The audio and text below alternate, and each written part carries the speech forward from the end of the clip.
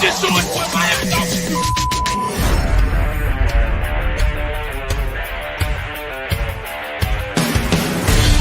The pressure, he's in trouble. Loses the football. Touchdown! Got it! You have got to be kidding me. Jalen Waddle. It's a Dolphin touchdown. Going deep upfield on the near side. Man open. Touchdown! Looking deep. He's got it there. Touchdown!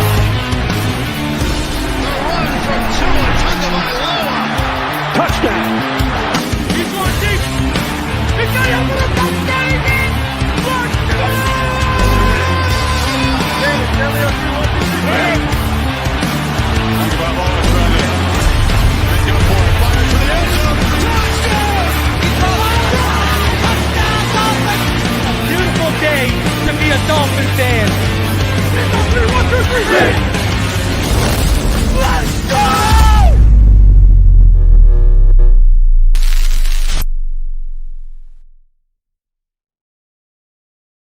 You're listening to Fin Too Deep. Tua back to throw. Blitz coming and get to him. No, he takes off running. And he's in. Touchdown, Miami. With the sixth pick in the 2021 NFL Draft, the Miami Dolphins select Jalen Waddle. Giving you unfiltered, informed, and controversial takes on the Miami Dolphins and the NFL Draft. Here's Reason and Neal. What is good, Fin Nation? What's good? It's your boy Reason. We're back here for another episode as we dive Fin Too Deep. As always, I'm joined by my co-host Neal. Hey, at least there's stuff to talk about, right? Right. Never a dull moment being a Dolphins fan. Hey, and it's an eventful week this week, man. Dolphins content. Your boy's going to Forbidden Door on Sunday and Collision on Saturday. And you know what? Tonight, after we're done here, and the wife goes and does her thing when she gets home, your boy's going out and buying a bunch of cards to open. There you go. It's a good day to be a Dolphin fan and Reason right now. How you doing though? I think I'm gonna go kaboom hunting, Neal. Anyways, how you doing, brother? How you doing? I'm doing good. I have my leadership team was in town this week, and those guys from Nashville get down here and they like to drink. And I've been on the recovery all day, and then I got home and stayed up way too late watching AHL hockey. So, but no, I'm doing good, man. It's never a dull moment as a Dolphins fan now, which is it's kind of par for the course. But I think while there's some kind of I'd say not great news. I'm not a lawyer. I'm not a doctor. Tyreek Hill is going to be playing football. He's not going to get suspended. I'm not worried about it. I think it's overblown, but I do sit here and keep watching this timeline every day, and I see Dalvin Cook pretty much clamoring and begging to be a Miami Dolphin. And I'm like, what do we have to do to get this marriage to happen? It's a win-win, right? Like that's that's kind of the domino I'm waiting to fall. I think it's the biggest domino out there. We've heard about the DeAndre Hopkins Dalvin marriage. Honestly, like not happening. Yeah, I don't care about the DeAndre Hopkins. Like, we don't money need that him. would cost. Do you know? Because I see people in the comments. Sorry to cut you off. I see people in the comments talking about, well, if he'll get suspended, let's go after D-Hop. I don't think these people understand how much D-Hop is actually going to cost this year. D-Hop is going to be like over $14 million a season. He's not looking for a cheap $8-9 million deal to get added to a room. This guy wants to be the alpha dog, and there's not enough ball to go around. Once Tyreek comes, let's say he does get suspended. At most, I do think it would be one game. See, here's my thing. We'll get into everything today. We'll give everyone the latest update and all that. But where I'm sitting with it is I don't think there's going to be anything criminal. I think this guy's going to have to take it to a civil suit. My whole issue is I don't trust Roger Goodell. Oh, it has nothing else to do with anyone. We've got this logo might as well be a Target sign, and all we need is video to come out. They investigated him 4 years ago over that child abuse thing. Yes, the investigation turned up nothing, and he was not suspended or anything like that. But they might see this as, okay, this is a second time we've had to investigate him in some kind of abuse case, blah, blah, blah, blah. And then if they get the footage, because listen, here's the thing. We'll go over it. I'm going to actually put it up for everyone here. I don't know if you watched my show a couple nights ago, Neal. With the Tyreek kind of timeline? Yeah. I did. But it was dead on to what Andy Slater basically said right? It was dead on. So if we get video, and that person who docks at the marina, they said there's cameras everywhere, and it's on, and they said it was going to be on film. And then I saw a report yesterday that the police do have the footage and they're reviewing it. Right. I mean, look, the notion of cutting Tyreek Hill, and there's a lot of bad It's not takes gonna out happen. there. That might be one of the worst takes I've ever heard. And DeAndre Hopkins is a fine NFL wide receiver. He's not even in the stratosphere of a Tyreek Hill. That is not an apples and apples. That does not make your team better. You know, look, Tyreek's flirted with things in the past, and it is what it is. He's been nothing but a great model kind of citizen and good for the culture since he's been here. Like for me, like I actually, if he does get suspended, I'd be shocked. Roger Goodell, with that said, kind of the same thing your way of thinking is, we should have had a first round pick last April and we didn't. So I guess nothing would surprise me. But, bottom line is that, the media is going to run with this, probably make it a bigger deal than it is. Well, you already got people in our fan base making it a bigger deal than it is, right? I just don't like the negative press when this team is getting Yeah. all the positive press as a dark horse Super Bowl team.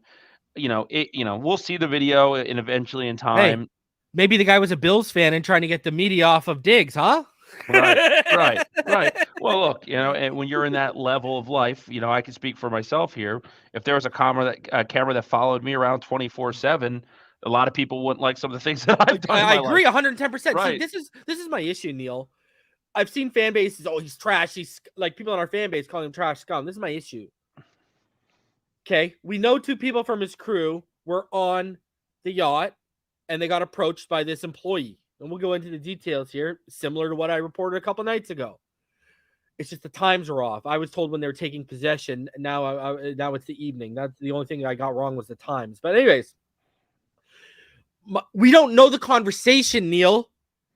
And let me say this. Let me just throw this out there. You think if that guy said something derogatory to the women or to Tyreek Hill, he put it in his statement and his buddies put it in his statement? See, that's my whole situation. Unless a video crew was there filming everything, we will never know the true context of that conversation. And I'm going to be honest. And this is just based off Tyreek Hill being here for a little over a year, Neil. I don't think he's going around slapping people in the back of the head for nothing. I don't think, bro, there's a report that someone in the crew, apparently Tyreek Hill, had to be restrained. If that person has to be, come on, man. Do we have to start deducing things and doing 1 + 1 = 2 over here? Something pretty heavy must have been said if someone had to be held back and restrained. You just don't get held back. And you know what I mean? It's not like, tell these women to get off my boat. Then you smack him in the back of the head. And then when the guy's holding his head, now people got to restrain you. No. If we're getting to the point of restrainment, and me and you could talk about this, Neil, we are both males in our 30s. We grew up in our 20s. We've been to clubs. We've been in fights. We've seen it all. We know when you get to that level as a man, someone has crossed some kind of line if you're having to be restrained. People just don't fly off the handle, have to be restrained for someone saying, yo, you guys got to get off the boat. Right. What you tell me, bro? Well, I think with any of these scenarios, the way to handle it is to figure out what the story is in the entire story before you react, right? Like, I think we're so quick to play judge, jury, and executioner that, we make a decision based off the first thing we hear. And, who knows? Like, maybe the guy said a racial slur. You never know. That's what I was told. I was told it got physical because racist undertones were starting to be used towards them. And that's when it got physical. That's when they had enough. Well, that's what I was told. The last time handcuffs were on me was many moons ago, but someone called my friend an N-word. And the situation that you outlined is exactly what happened. And, that's 15 years ago, maybe 20 years ago now. I'm 40, by the way. I'm not in my 30s. I'm an old man now. But like, it's one of those things. I want to hear what happened. Like, I do think because Tyreek Hill, the man, has matured a lot since a lot of the incidents in the past. And, I'm a believer, man, that everyone gets second chances. Everyone has a right to, show improvement, show growth. And Tyreek, again, has been nothing but great here. He's been the best leader on this football team since he's became a Miami Dolphin. So, like, for me personally, I got to see the story. I think the worst case scenario is a game suspension. I think the right punishment, if all it is a little smack upside the head and a little kind of not even really a melee. It's just a little. It shouldn't even result in a man losing a game paycheck. Let's buckle up and see what happens. For me personally, this team's so good that we could withstand a loss of Tyreek for a game. So I it is agree. what I it agree. is. I agree with that. I just hate that we're in the news for this, and So do it's. I hate that other fan bases are going to jump on and be like, "Oh, I told you he's a thug." Like I see Yeah, Jets fans you're taking seeing it victory already. laps. Oh, You were begging for him a year ago, and you're going to be begging for him after he's toasting Sauce Gardner, who got away with 3 holds in that game with Skylar Thompson at our quarterback position, right? Like, let's call it like it is. I gotta add this too, because I was the one who reported who the actual team was. Notice all the Jets rumblings now of Dalvin Cook. Right. Because remember when the word came out, there's another AFC East team, and everyone was telling all y'all it was the Bills. What did Reason come out and say? No. I've heard from his camp. It ain't the Bills, it's the Jets. And here we go. And now Jets fans are, we want Dalvin. Now all of a sudden they were calling Dalvin washed up when it was almost a lock he was going to be a Dolphin before he got released. Now all of a sudden they all these guys, he's top 3, he's top 5. What do you mean? Right. I saw that the Dolphins and the Jets have the same odds to get him. I think I said 2 weeks ago that I was at 80%. I'm still there. I think Dalvin wants to be here. The Dolphins and him are. What happens in a good negotiation is one side starts here, the other starts here, and you slowly get there. But when you both want the outcome, that's a win-win. Like, right, all good negotiations lead to a win-win. Dalvin wants to be in Miami. The Dolphins get a guy like him. Their offense goes to the next level. Their roster goes to the next level. Their expectations even change bigger than probably what they are for most people today. Like, I just think look, what are we on? We're on Thursday, July 17th, that arbitrary deadline out there. I actually think something was going to happen faster than that. I think with the Jets poking their head out there, it might get Chris Greer and company to say, you know what? We got to get this guy. This guy is literally on his timeline on Instagram, on Twitter. He's on radio shows begging to be a Miami Dolphin. He's from the area. He works out with trainers that train our quarterback and our team. He's buddies with Jalen Ramsey. I just don't see why this doesn't happen. And if he did go to the Jets, and just to be honest, I don't change my narrative because I want the Dolphins to be better than the team. Dalvin Cook's a hell of a football player. I don't want him to go to the Jets. I think he's better than Breece Hall. So, for me personally, I want him to stay away from the Jets. Yeah. And the way you make that happen is you bring him here if you can't get the long-term deal, 1 year, $7 million. The Jets are only offering a 1-year deal because from what I understand, they're waiting until training camp. They don't know if Breece Hall is going to be ready for week 1. That's the whole thing. Dalvin Cook would probably only get 1 year from New York as well. I'm going to tell you this honestly. If New York, I think Dalvin Cook's a game changer for the Jets, if you want my honest freaking opinion. Oh my God, with Rodgers and Rodgers' ability to and that line. Yeah, we saw Breece Hall what he did to us last year. I mean, you know what I mean? And Dalvin Cook can catch the ball better than Breece Hall. I'm just saying. Right. Well, you know what I mean? I would say if you look at the running backfields in our division right now, Breece Hall is probably the best running back in the division. We saw him for half a rookie season. Ramondre Stevenson's a good player. The Bills, who's starting on A-Chain? We don't know what A-Chain is. Right? And I think A-Chain's going to end up being great. But if you add Dalvin Cook, you have the best running back group in the division, and one of the better ones in football. So that's where it's there's just too many layers. And I know this. I think signing Dalvin Cook now cost you a player like Zach Sieler. I believe that because I think it's going to be that if you carry over that cap right now, it's going to sign one of those guys kind of. But for me, it's worth it. And it's not about not liking Zach Sieler the player. It's about how special to have a window like the Dolphins have, dude, and adding a game changer. I got told privately that Dolphin fans are going to be shocked when they see the kind of money he's command. I've been told he's going to command top 15 interior money. Sieler, you're saying, right? Yeah, I heard $15 to $17 million a year, and I love Zach Sieler. You can't pay. That's why I've been telling everyone it's going to be Wilkins or Sieler. You can't have both. This has been known. Yeah, you can't. And Sieler's those fine. You had him on a good deal for 3 to 4 years where he was inexpensive.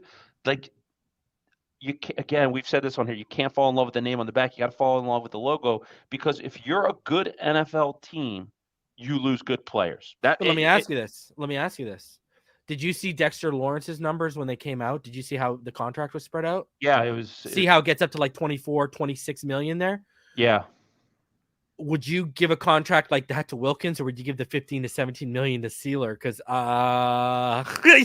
I'm gonna tell you this, I ain't paying Christian Wilkins no 24, 26 million a year. Are you crazy? Bro, I'll get okay, a 5-year deal that goes up to 24, 26 million in year 4 and 5 when I can cut your ass, because I ain't paying that. Are you crazy? I would say this. Nuts? It's the hardest single. When you look at this Dolphins team, the single hardest decision for me to make on the entire roster is the Christian Wilkins situation. And that money. Well, you get people that tell you you're a hater because you try to think of things logically, and you have long-term business, bro. Right. Like I think Christian Wilkins is a tie. I did a list today. I love the player. I think I had him as the 7th best player on this team right now. With that said, I think defensive tackle is one of the easiest positions to find. Next year's draft class is loaded. Well, add to that, bro. Keep telling people what I tell people. The Fangio scheme. This edge, second level, and secondary players are a bigger requirement and stressed more. That's why they get paid in this system. That's why everyone was shocked when they must be switching over in San Fran since D'Amico Ryans left, because if D'Amico Ryans was there, they wouldn't have brought over Hargrave for the money they paid him. No. You don't need that. Draymond Jones, Vic Fangio drafted him. Did the Broncos re-up him, or did they let him walk? Yeah. Walk. It's a tough situation. I'm glad I don't have to make it, because I've told you this. I think the move right now is to franchise tag Christian Wilkins next year and figure out where the market goes. And if you can now you're guaranteeing that 20.1 is guaranteed. There's no out of that. But if you trade him, that goes away, right? It goes to the team that acquires him. I don't know how that works with the. I don't know. Yeah, to the other team. Yeah. So but still, like, I'm just saying, like, it's tough. It's a tough decision, because you look at the Dolphins roster after this year, and there is a lot of money coming to some players. Hunt, Connor Williams, guys like that. With that said, like, and we're going to talk about it in a little bit about like players with pressure. There are some significant post-June savings next year, man. And that's a good point. But no, I think it's tough, man. I really do think, wow, George, that's an awesome point. That is a very good point, George. That is an awesome point. Take away from the PR nightmare that could be Tyreek Hill situation and go make a bold move to get him. It will change the headlines. And honestly, that's savvy GM work. George, I think that's a great suggestion. No time's better than the present, right? To make a move like that. So, but yeah, man, I mean, like, the Wilkins stuff's got to play itself out. Like, they're in negotiations. The reason it's not done is because that money is insane. You're right. The money is insane. Like, I know that the positive is you can save $4 million against the cap this year, right? Which is great. But the lower the cap is in the initial years of the deal, downstream, it's the largest. The only thing that really does matter is the guaranteed money, man. Yeah. But those $100 million plus deals have a lot of guaranteed money. You're talking $60 million guaranteed for a defensive tackle who's coming off the best season of his career. But the question you got to ask yourself, and when I hear myself thinking out loud, you signed him last year for 4 years, $60 million total. Well, that's and you see this a lot in baseball, and I think it should be practiced in the NFL more. You don't wait till someone's up against a contract deadline. You sign them when you know that they're heading in the direction. Jalen Phillips, I'd get on it now. I get on Jalen Phillips' contract now. I agree. I'd get on Robert Hunt right now. They're not even. I'd get on these contracts when you see players and you say, I identify you as a guy that is going to be part of the long-term future of this team. Get the deal done. You know I'm an Orioles fan. That's not his MO, bro. It pisses me off. Like, if you're the Baltimore Orioles right now and you're not giving a 10-year deal to Adley Rutschman, you're asleep at the wheel. Like, that's the kind of thinking you need to have when you're running a franchise like this. Like, look, they did it with Tua. They said, look, Tua, we're going to give you your 5th-year option. Do you realize that if he extends Christian Wilkins, that'll be the first round pick he's ever extended since he took over in 2016? I have a feeling that this is going to an interesting dynamic, this whole negotiation. I don't think it's going to be resolved. I've said differently.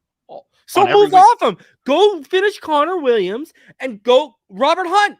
Go listen. All we need, you can get Robert Hunt right now. I truly believe you could lock Robert Hunt down for $5 to $7 million a year right now. If that guy goes out and has a Pro Bowl, All-Pro season, when we've seen the flashes of 10 it, to 12, exactly, and all of a sudden that $4 to $6 million, that matters. That's a player that matters. And when you start stacking up those moves of not getting ahead, and those 4, 5, 6 million stack up, all of a sudden, you know, you're sitting on 20, 30 million you could have saved if you got ahead of deals. Yeah, well, it's funny because we were talking about this before we hopped on the air. Also, I was saying I think one of the worst 5 teams in football are going to be the Los Angeles Rams. Yeah, and say they become sellers, and say you can get.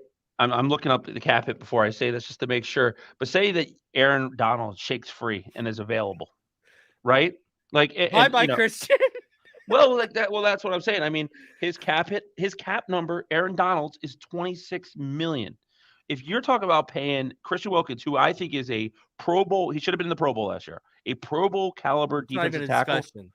But you're talking. This is not even a discussion, Neil. You don't even have to finish what you're saying. It's not even a discussion. I mean, Aaron Donald to me is D tackle 1 in NFL history. Yeah, like that might be the greatest defensive player ever. He's vying for it. Yeah, and that's where it's like, that's for me where it's like, so it's like you have to think, like, of course, if there was no salary cap and I turned the salary cap and this was Madden, I'd pay Christian Wilkins $25 million a year. I pay everybody. I keep everybody. But that's not how the world works here, man. And like, you have to make tough decisions. When you add a Tyreek Hill, when you add Jalen Ramsey, and you finally hit a franchise quarterback, it creates an interesting conundrum. You saw teams like Baltimore. Baltimore had to get rid of Matt Judon when they had to pay, with Lamar there. And he's a premier pass rusher in this league, right? They had to get rid of Zadarius Smith. They had to let these people walk for zero trade compensation and get compensatory picks for them. I don't have Richard. I don't think Christian Wilkins is a guy that you're not going to sign. You're just going to let walk and get a 3rd round pick compensatory for. But I do think he's an interesting trade piece if you decide that you're not going to pay him that long-term contract. And that's not popular, and I know people are going to be like, oh, Neil, you're an idiot. But the reality of it is a defensive tackle is a position, when you look at the NFL landscape, defensive tackle, running back, and if you're not at the Miami Dolphins, offensive line, interior offensive line, is usually positions that are pretty easy to find in 3rd, 4th rounds. And you're Vic Fangio, right? Shelby Harris, he wasn't a $20 million a year player under Vic Fangio, right? But he tore it up. Draymond Jones wasn't a $20 million a year player. And, obviously Vic Fangio is not there, but the Broncos didn't pay Draymond. They let him go to Seattle, right? So it's it's kind of like an interchangeable position. Again, I love him. I don't want him to go.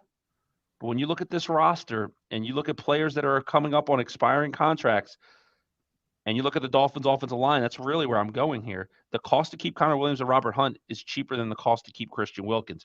I'm not saying that's the move you make. I'm saying that's the move you have to consider. Agreed. All right, let's hop into this. Let's start off. Let's go over timelines with let's get into the Tyreek stuff here for everyone, just to give everyone an update on everything here. I got a couple things to pull up. Number one, if you guys remember a couple days ago, what did I tell you? I was told that by someone who docks at the marina and spoke to the dock master that, they boarded, some of his crew boarded the wrong ship. They were confronted by employees. Argument broke out. I was told there were racist undertones, and that's what led to, the physicality, the slap in the head. And this was Andy Slater just last night. He said more details. Hill's crew boarded a boat without permission, right? Wrong boat. And leaded to the alleged incident. Boat employees told the cops that Hill said, I can buy you in the boat. And I'm number 10 with the Miami Dolphins, according to a senior law enforcement source. Now, the main sticking point there is that they boarded the wrong boat, because we heard stories coming out about him arguing with them about fishing at the dock and tarpon. But now we're finding out that no, it was truly the whole wrong boat situation. And since that's happened, we've had a couple things, a couple more progressions in the case. So let's start off with the Sun Sentinel. They said a police report Wednesday details an incident involving Miami Dolphins receiver Tyreek Hill, where a man was slapped on the back of the neck and charged that during an argument Sunday. See, this is where I keep charged that. You ain't getting slapped and charged that if you didn't say something that crossed the line. Anyways, Miami-Dade police have released few details aside from saying in an email Tuesday that Hill was involved in an investigation of alleged assault and battery. South Florida Sun Sentinel obtained the report Wednesday through public records request for a report involving Hill. The report does not name Hill. Shortly before 7 p.m. Sunday, the victim was at work at the marina in Hallover Park, 10800 Collins Avenue, and saw two women on one of the fishing charter boats without permission. According to the report, he told his boat captain and went to tell the women to get off. The report says women and men in their group then started arguing with the Kelly Fishing Fleet employees. The unidentified subject then slapped one of the employees on his neck with an open hand while he was being removed from the argument, the report said, and ran toward the victim, but several people restrained him. The subject then fled in unknown means and direction, according to the report. It was recorded by surveillance cameras. The victim did not have visible injuries Monday when officers went to the marina and filed the report. The report indicates that the victim wants charges to be brought, and the charge is a misdemeanor. The victim's name is redacted in the report. Under Marcy's law, a voter-approved constitutional amendment that allows victims of crime to withhold their information to the public. The manager of the charter company told officers the group of men and women talked to her before the altercation about renting a boat, but did not because it was too expensive. Too expensive for Tyreek to rent the boat. A representative of Kelly Fishing Fleet declined comment to email Wednesday, aside from saying they've hired an attorney to follow this case. We are aware of the situation. I've been in contact with Tyreek's representatives in the NFL. We will have further comment at this. We will reserve further comment at this time. And then from local South Florida, the victim in an alleged assault involving Miami Dolphins receiver Tyreek Hill is willing to press charges, according to a new Miami-Dade police report that details the incident. Although the incident report released by police on Wednesday does not name Hill or the alleged victim, officers described the incident as an argument that turned physical the evening of June 18. And they basically go over the report, which we just went over. So nothing new. Basically, the alleged victim said that while he was telling the women to get off the boat, an argument broke out between employees and the group the women were with. So that's where we're at right now. That's the latest. Remember, what I was told was they boarded the wrong boat. This is what I was told 2 days ago that I reported. Boarded the wrong boat. Argument broke out. Racist undertones. Tyreek and his crew weren't having it. Slapped to the back of the head. I wasn't even told about someone being restrained. But now that now that there's a lot of holes in this, Neal. You know what I mean? Like I'm reading this and I'm like, okay. First of all, they're saying that they claim the boat was too expensive when Tyreek makes like almost $30 million a year. Now and he's worth over $100 million. Then they're it looks like they're trying to pin it on the women starting. Like that's the sense I'm getting. But I want to know why he had to be restrained. What was said that this individual had to be restrained? Because like I said to you earlier, Neal, you just don't get restrained for someone saying, yo, you guys got to get off the boat. Yeah, I mean, look, I can't even tell you because if without the accuser being identified, I have no idea what the validity of the claims are. I don't know anything about the guy, right? So it's like hard for me to believe. It makes me think that there's probably something where it sounds like there was some racist overtones in a situation like that, maybe some drinking, who knows? But like the one thing that I always got to say is I think so many people in the media and fans throw rocks in glass houses, right? Like just because Tyreek Hill's got a lot of money and because he plays football and you see him on TV every week, doesn't mean he's not human, and doesn't mean he's not going to react if somebody is insulting something that he believes in. Maybe the guy said something. I can make a theory 100 ways that make Tyreek look like he was being a good guy. I can make him look like a bad guy. At the end of the day, we need to know the hard facts and who this accuser is, and is he a credible source? Is he somebody that we can trust?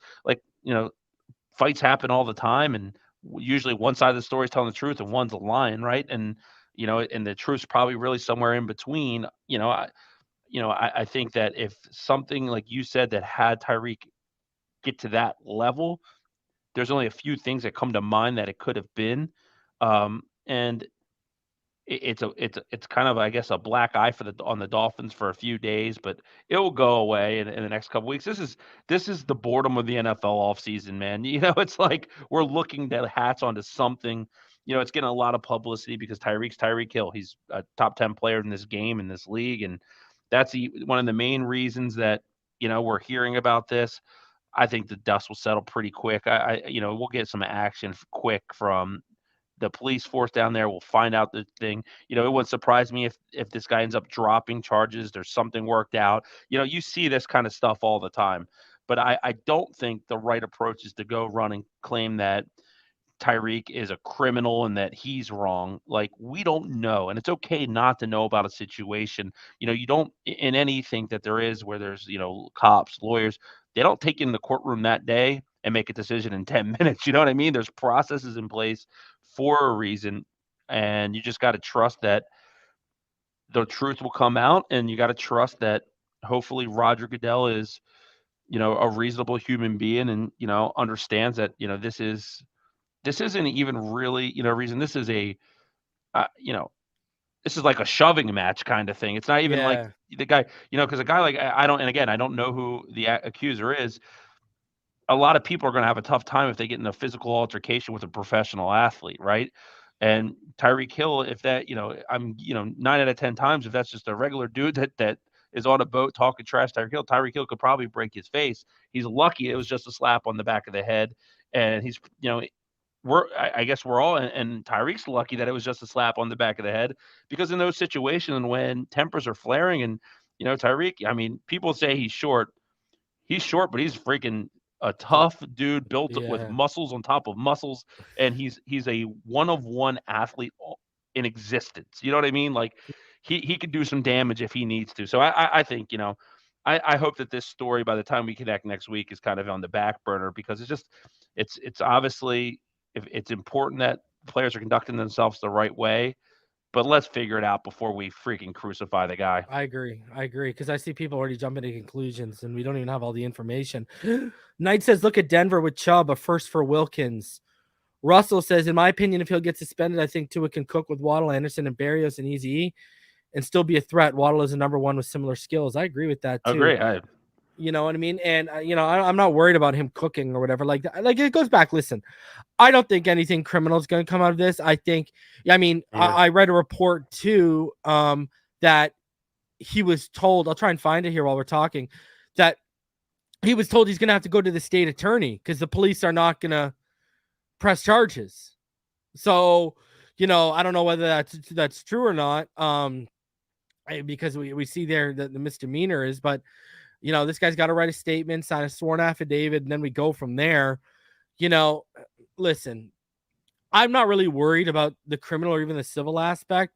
I'm just worried about Roger Goodell. The guy's a wild card. You literally don't know what to expect with that guy. You know what I mean? So, and I don't think he likes the Dolphins so much because, I think one of the things that happened obviously was the Jonathan Martin, Richie Incognito. That was a bad look with bullying in the world. That happened under the Dolphins lens, right? So that's something that he probably holds us against us. Tom Brady, if he's not the greatest player of all time, he's obviously one of the best. When you have, owners, friends flirting with him on boats to try to get him, like, that's a bad look. I think the punishments were harsh, but it seems to me that Roger Goodell does have some type of vendetta against the Miami Dolphins. So it's one of those things that, but it is what it is. It's out there. Whatever the repercussions of it are, we ride. Like, we didn't have a first round pick, so we went out and got Jalen Ramsey. Like, you're not going to slow down this machine that we're building by throwing out these little sanctions against us for things that happen. Like, this is life. Eventually you got to look at your rules and you got to say, like, I understand I want this league to be a representative of the best characters and the best people in the world and all that stuff. But with that said, perfection is so hard to create. And these guys are just men. They're men with a lot of money, but they're no different than us when it comes to things that trigger them, being put in the public eye. Like, you have people, that guy can't even go to a grocery store, pick up milk without 20 people probably asking him for his autograph. Like, there is a frustration level that comes with that. So it's just, we'll see what happens. Roger Goodell is Roger Goodell. To me, I could care less about him. I'll wear that Dave Portnoy shirt with the clown nose on him. I'm just not a big Goodell fan. I think he's ruined football if from a defensive standpoint with the rules, but Dolphins will be okay. We'll be okay. Yeah, I'm not. I think we'll be good in the end here. It's just a bad look, but do what George did. Go get Cook and flip the narrative. You know what I mean? Speaking of Dalvin Cook, though, free agent Dalvin Cook says he'd be a perfect fit for the Dolphins. Free agent running back Dalvin Cook on Thursday confirmed what had been an open secret. He would welcome playing for his hometown Miami Dolphins. Appearing on Sirius XM NFL radio, Cook indicated he has spoken to the Dolphins and said Miami would be a perfect fit. Asked by host Amber Theo Harris if he would be excited about going to the Dolphins, Cook said, yeah, it's an exciting situation to go into when you got guys that can stretch the field on the outside. I think that defense is pretty solid to me. Tua Tagovailoa, when he's out on the field, they got a winning record. As a running back, you look for a certain scheme, and I know the scheme that I'm good in, and that's outside zone, and that's what the Miami Dolphins run. So it's like, it'd be the perfect fit. And the roster, like you said, speaks for itself. Cook was also asked, what teams have you spoken to personally where you see that you could be a reality if you were to join that team? A lot of people got me pegged going back home to the Dolphins. A lot of people got me going to the Jets. It's all over the place right now. But what's going to be important for me is going to the right situation and helping somebody turn the page. I want to go and be the piece that can help somebody win and get over the hump. And whatever that situation comes with, if it comes with me taking less reps, but me being in the perfect situation to hold up that trophy, I don't mind. I just want to go somewhere I can just get the ball and help somebody win and turn the next page. The Dolphins explored trading for Cook in March, according to sources. It's unclear how much the Dolphins are willing to pay Cook, who ideally would like to make something not dramatically different from $10.4 million that he was due to make from the Vikings before they released him earlier this month. Remember, I've told everyone the magic number, from my understanding, I've said this for weeks upon weeks. The magic number is 7, give or take $1 million. Yeah. Cook attended Miami Central High, averaged 4.4 yards per carry last season and 4.7 over his career. And then we have 6 tailbacks under contract, and we have $13.9 million in cap space, and Minnesota must pay him $2 million guaranteed this season, supplementing whatever he makes from a new team. So Dalvin Cook said the obvious. He's a perfect fit. Diana Rossini, did you see? I don't know if you saw that report earlier today. I saw the video, the ESPN video. I think I saw. I mean, but she's telling us the obvious, that the Jets and and the Dolphins have done extensive homework on Dalvin Cook. We've been doing it. So, what does this come off to you as? Because this comes off to me as, I don't want to call it a plea or anything like that, but this comes off as he's hitting the media because he's got other offers, maybe even some better than what we put on the table, just because we know the leverage. We got the leverage. He wants to come here. This feels like, hey, just pay me. Just make it work so I can come there. That's what this feels. This feels like a public declaration of just make it work. I'm the perfect fit for you. Make the money right, and I will be there. That's what this feels like. I mean, the report you just read, how I read it is, I really want to be Miami Dolphin, blah, blah, blah, blah. I'll mention the Jets because that's a division rival, and that's going to make my price go up within the division to the Dolphins, blah, blah, blah. I want to be a Dolphin. Look, he doesn't want to go to New York. I truly believe that, or he'd be there, right? He played at Florida State, right? He went and played in a dome, right, in Minnesota, and he's lived in Florida, right? So, he wants to be a Dolphin. I think it's obvious. The post, the things that he's liking about the Dolphins, he might have offers, and he might be holding out because the Dolphins are kind of trying to figure out what's going to happen with Connor Williams, things like that. It's time for the Miami Dolphins to wrap this one up and make this happen. He's too good of a player. This isn't a guy that's going to be your slot receiver. This isn't a guy that's going to be, a rotational offensive lineman or defense line. This is a top 5 to 7 running back in football who is the home run hitter that perfectly mirrors the identity of this team that you've created. He's the perfect player in this offense. The only running back that I think is a better fit is Christian McCaffrey. Everyone else in the NFL, I don't know if there's a better fit than Dalvin Cook and the Dolphins. Again, it's a win-win. These situations come, it kind of reminds me, Reason, of 2008, when the Dolphins were going into the season with Josh McCown as their quarterback, and the Jets went out and cut Chad Pennington. And we all knew that, like, Pennington was eventually going to be a Dolphin. It just seemed too good. It made too much sense. Like, that's what this feels like to me. And I think the Eagles and Dolphins have the best two best rosters in the NFL right now. And I think adding to the Dalvin Cook to the Dolphins makes them the clear-cut winner. And how often in your tenure as a GM do you have the ability to say that I have the best roster in the NFL right now with a outstanding coaching staff and a team that's ready to win? Like, I just think, how do you not, if they don't sign him, Reason, I think this is a huge missed opportunity. Yeah. I mean, look you add him, and all of a sudden, not only do we have the best wide receiver group, now we also got the best running back room in the NFL too. Who do you stop? How many offenses can say they have the best of both worlds? Usually it's one or the other. You don't have the best running back group and you don't have the best wide receiver. Like, and Tua gets in the MVP conversation and he's playing at a top 3, top 5 level again. All of a sudden, you got a top 5 quarterback, the best wide receiver group, and the best running back group in the NFL. I mean, that is, and can we be honest? Like, I hate when people say the Dolphins running game's not that bad and they give me the yards per carry that Jeff Wilson has. That is such a misleading stat. Look at December and January. That's all I say to those people. Right. When the Dolphins need a yard on 3rd and 1 and 4th and 1, I don't ever feel confident that we're going to get it. Like, you know what I mean? Look at our playoff game. Right. Moster was couldn't suit up, and Jeff Wilson Jr.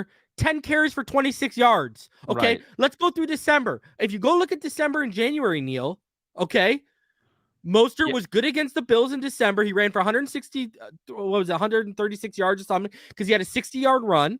Okay, Then they were both decent against that Jets game where we had to win to get in. Right. Other than that, where were they? When our passing game was struggling, when we were starting defenses like San Fran and especially the Chargers starting to do things we hadn't seen yet. Well, where were the running backs? Well, and I don't think people understand just how good Tua Tagovailoa will be if he has a real running game that's going to complement the passing game. Like, when people say, like, which I don't believe is the case. You hear a lot of people saying that the Dolphins offense was figured out, blah, blah, blah, blah, blah last year. Look, the best offenses in the world and the best defenses in the world are going to have bad games. It happens, right? Like, that's just football. That's why the last undefeated football team was all the way back from 1972. And by the way, it was the Dolphins. But, like, a true running game that brings balance to this offense, that's how you win late in the season, Reason. You just nailed it. The December, January, when you can play the pass off the running game, when people are stacking the box because Dalvin Cook is making, he makes the line look better. Dalvin Cook makes every player on this offense better. Makes, more importantly, the quarterback who I already think, and now it seems like a lot of that national narrative's having him in that top 10, top 12 quarterback rankings everywhere I look now. But what that does to him is elevates him to a new level. When you have players that are so special on the outside with Waddle and Hill's ability, yet you got to give resources because you got a guy like Dalvin Cook. Like, you remember the triplets with Dallas, Irvin, Aikman, and Emmett. Mm-hmm. I don't know if the league's seen a skill set between Tyreek Hill, Jalen Waddle, and Dalvin Cook on one offense. That is such electric. I mean, like, that's hard to duplicate. And when it's December and it's, 3rd and 4, and Dalvin Cook takes, a draw and gets 14 yards, and then 2 plays later takes it for a 38-yard touchdown. Like, that's how you win championships. Yeah. You have to run the ball when it matters. Meaningless stats against bad football teams early in the season, late in games where you break a big run, that's not the running game. The running game has to be, I can come up line you and punch in the mouth. Oh, and by the way, my running back can literally hit 75-yard touchdown runs in his sleep. Like, that is the type of running back and backfield we want to have. Exactly. Moving on here in a what could have been scenario, Neal, Jamar Chase's father He got trolled by fans for expressing his desire for his son to get drafted by the Dolphins instead of the Bengals. He got called Mr. Beach Chaser. So Jamar Chase's father had his way. He didn't want the Cincinnati Bengals to draft his son. Jimmy Chase admitted in a recent episode of the Bengals Booth podcast. I was like, I don't know anything about Cincinnati, and they're not that good right now. So why don't we just go to South Beach, right? I could just go sit on the beach and watch Jamar on the team, right? So they started getting called Mr. Beach Chaser and all that kind of jazz. But you look at here, the Miami Dolphins, Jimmy Chase's preferred destination for son, drafted Jalen Waddle 6th overall. I mean, and Jamar Chase, if you go down, Jamar Chase actually told him, hey, if I team up with Joey, don't worry, we're going to make things happen, and made his dad a believer. But I want to get your thoughts on that. What would your thought? Would you take Jamar Chase over Jalen Waddle? Because I said Jalen Waddle was wide receiver 1 before the draft. And listen, I know everyone got on that Jamar Chase hype train in year 1, but I think Jalen Waddle long term is going to be a better receiver. And when he takes over the number 1 role from Tyreek, and people ain't seen nothing yet, is what I'm gonna say. You know what I mean? I don't think Jalen's far off Tyreek as it is. I think Jalen Waddle's one of the most slept on players in the entire football league. I agree. Because what he did in his rookie year was he became something he wasn't, and he excelled at it. He set the the rookie record in catches, broke 1,000 yards. He became a possession Cooper Kupp type receiver, and excelled and was one of the best in the league at doing so. Then in year 2, he gets put back into more of an explosive role. He's got to have better concentration. He's got to stop jumping, letting the ball hit him in the chest. But at the end of the day, he's one of the most electric football players I've ever seen. That catch against Green Bay and him beating Adrian Amos to that angle and taking him to the house was outrageous acceleration and stop and start speed, man. It is unparalleled. Waddle, to me, there's not a top 10 receiver list that has credibility that doesn't have him on it for me. And the way I look at Jamar Chase is, ironically, in 3 years after you're off your 5th-year option, that's when Tyreek said he's going to retire. Come join the team in 3 years then. You can be Tyreek's backfill. We'll go with Jamar Chase and Jalen Waddle. We'll move that contract. You take over that contract. I'm sure the money will be a little bit different then, but you know what I'm saying. Come on over. Get Papa Chase on the beach. I'll buy him some mojitos or whatever the hell he wants to drink out there. Come on over in 3 years, but for the next 3 years, have fun looking at us, and we're going to take you down. That's the way I look at it. Jamar Chase, I loved him coming out of the draft. I'm a big Jamar Chase guy. I think he's amazing. The dad's, if you've been to Cincinnati and you've been to Miami, and I have, the dad's not wrong. I don't have a dog in the fight. I live in Baltimore. My city's more like Cincinnati, but except I got the highest murder per capita in the country, right? So, I live here. I pay taxes in Baltimore, but my ass rather be in Miami too. So, I'm not saying he's wrong. Did Jimmy play football? Do you know? I don't know. He just wanted to be a beach chaser, huh? The Miami beaches are a lot of fun. I'll tell you this, right, man. I've had some great times down in South Beach. I love the old Elbow Room, the pizza place there on the corner. Just good times, man. Or the Elbow Room, and then it's next to this awesome pizza place. I forget what the hell the pizza place. Someone in the chat can throw it, dude. It's right next to the Elbow Room. I got some of the best pizza I've ever had in my life, but I was also very young and very intoxicated, so it probably was just average pizza that I'm boosting up. Knight said I would say either, but 2 in Jalen's chemistry. Shout out to EM Dolphin fan in the chat. And then Neal, we finally, we are 38 days away. Training camp schedule was released. Yeah. Whew, here we go, baby. Here we go. And these are the dates open to the public. These are strictly what's going to be open to the public. So, yo, man, I'm fiending. We're all fiending. I mean, we are. It's so close you can taste it, Neal. It's so close you can taste it. We're just a little over a month away from football finally being back, Neal. Yeah, I mean, and we needed to be back. So, man, some of this horrific shit I see that comes on our time. I've seen people saying that Cam Smith is a bust. I've seen people saying, like the things I see that come across this timeline. I don't know if it's boredom. It's sometimes it's just nuts, man. Because I don't get it, man. Like I feel like it's okay to be like critical of your team, but like just to throw nonsense out. Like have you seen some of the people like, oh, Cam Smith hasn't signed a deal because blah blah blah. I'm like, dude, like you don't have a damn clue what you're talking about. Cam Smith's he doesn't have a contract, but he's still being at every damn practice working his ass off. Like where do these narratives come from? But man, football season can't come soon enough, man. I love baseball season, and the Orioles are doing well for the first time in a long time. And, we got the NBA draft coming up, baseball draft, but nothing is like those double headers when you have Saturday college football all night long. And then you wake up, your team's got a game in 2 hours. You got butterflies. You're running around the house. You get your food, get the food situation right. Like there's nothing better. Football weekends are sacred, man. And I'd like, what are we 8 weekends away or 7 weekends away coming up now from our first game? Like it's coming, man. And just a note to everyone, because we're going to do position battles. We're going to do all that kind of stuff. But I'll be honest with you. I'm waiting for this. I'm waiting until middle of July because Dalvin might come. A defensive tackle might come. Like there might still be bodies added to this roster. I don't see us going into training camp with all $13.9 million.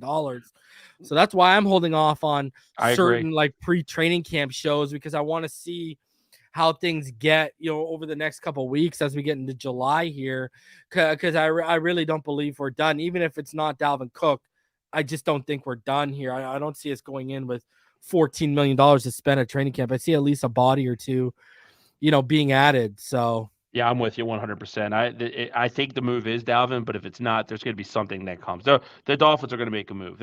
That cap space gets you it could get you an elite player. It could get you a very good player. I mean, and you are in an arms race here. The AFC is going to be brutal this year. Yeah. The Dolphins will make a move.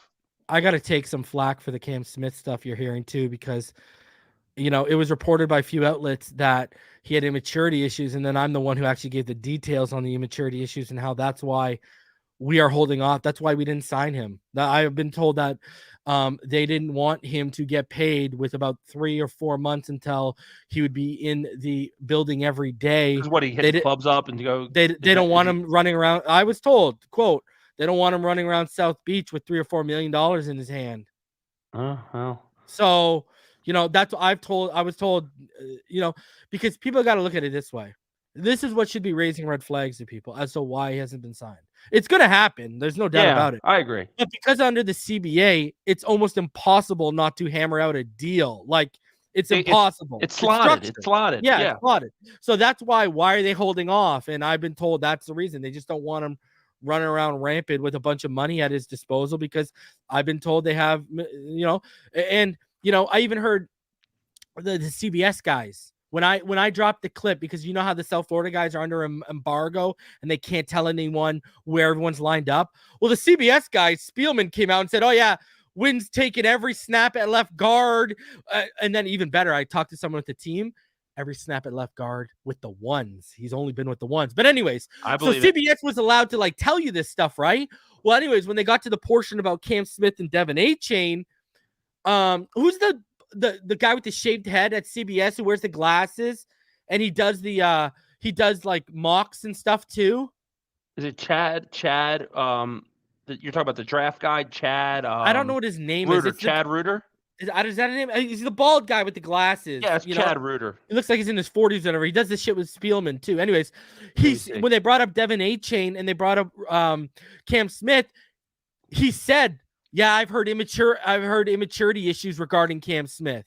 Right? Oh, wow. So I didn't know any of that. Then maybe. So yeah. Okay. Well. So then when I heard that during the Win clip, I hit up my people and I said, "Yo, what's the deal on this?" And that's what was conveyed back to me was they're going to get it done. It's impossible for not to get it done. But I was told back in the day they used to wait until the very last day before training camp, and that's when they'd sign guys. But you can't do that anymore under the CBA because, again, like you said, it's all slotted in. People know what they're getting. You just, right? Other than wording, right? And so I was told they're just going to hold out as long as they can. Well, if Stephen Ross is listening to this podcast, give me a call. We'll talk about prices. I'll move down there, and I will make sure that Cam Smith is on watch. And I'm not worried. I'll be his personal shadow and just walk around and make sure he stays out of trouble. If that, call me Stephen Ross, we'll work out the price and I'll get down there. Yeah, I'm not worried, man. I think we got a good stable of veterans in that secondary that are going to keep his head on his shoulder. I think this is I just think this is a precautionary measure. I'm not sitting here oh my God, Cam Smith's going to be an issue. I don't think he's going to be at all. You know what I mean? If he was really that big of an issue, I think Chris Greer's son would have known and conveyed that to Chris Greer. I think Chris Greer would already know if he was that big of an issue, but it could be as simple as he went out with a couple of guys from the team and they came back and said, yo, he was wilding out a little bit. You know what I mean? And they're like, right, okay, let's just hold off on that. You nailed it, man. You just nailed it. It could have been one little instance and they said, let's reel it in. Let's reel it in a little bit. And again, I trust this team. I trust the foundation that they've built. And look, not every person walks around with a halo above their damn head. That's the reality of life. You're giving me a 23-year-old Neal Driscoll $3 million. I'm probably not here 17 years later to do this with you, right? So, yeah, for sure. When you think about it, I'm not worried about it either. Bro, I didn't know that though. I missed that. I missed that whole thing. Yeah. I had a friend who, when we were in high school, he's in shop class, and a piece of wood got caught in the saw. And funny enough, one of my football coaches was the shop teacher, right? And so he went to unjam the piece of wood, but he couldn't get unjammed. So he looked up. He said, and the guy's name is Mr. Bowden. He's like, Mr. Bowden. And as soon as he looked up and said, Mr. Bowden, thing came out. The wood moved. Boom. 4 cut in half, right? From the knuckles down on these 4. So he got a million back in 2003. He got $1.5 million settlement. Wow, nice. Guess what his parents did? What did they do? They didn't put it into a fund and say, okay, you can't have this till you're 21. So I don't have it. They gave him access to it right away, and that money was gone by his early 20s, bro. That money was gone in 3 or 4 years. He bought a brand new Ford Explorer. He brought a Mustang, the Roush edition. Right, the special, he was just stupid with his money, right? It's just, that's it. So hey, listen.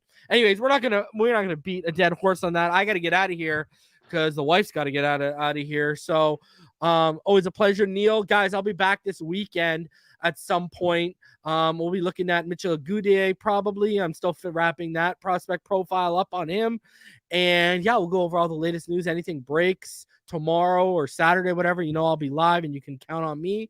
But yeah, we are, and we just passed 11,600. So I thank you all. Keep subbing. Let's get to 12,000 and let's get to 13K, my lucky number and Marino's number before the season starts. Again, always a pleasure, Neal. Yep. We got to get out of here. Everyone have a fantastic evening. We will see you on the next one. And until then, as always, fins up all day, every day. See you guys.